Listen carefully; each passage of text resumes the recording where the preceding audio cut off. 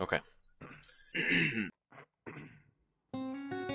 This is Hoquiam, Washington, one city in Grays Harbor that's been affected by a windstorm that has knocked out hundreds of trees and cut power for days. This is truly a big-ass storm.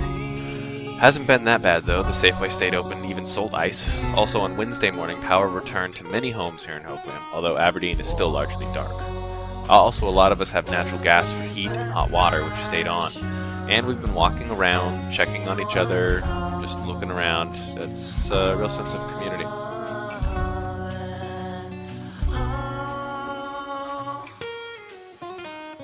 Of course, some small yet vicious gangs openly roam the streets, trying to break into houses, steal snacks and treats.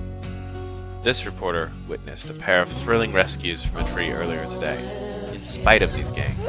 Lots of candy and it feels happier than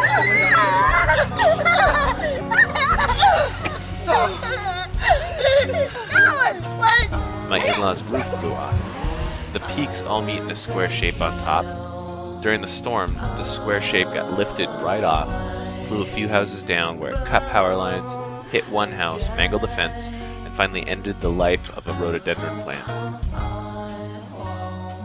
And the PUD has been fabulous at repairing quickly and efficiently. This power line was back up 5 minutes after I filmed this.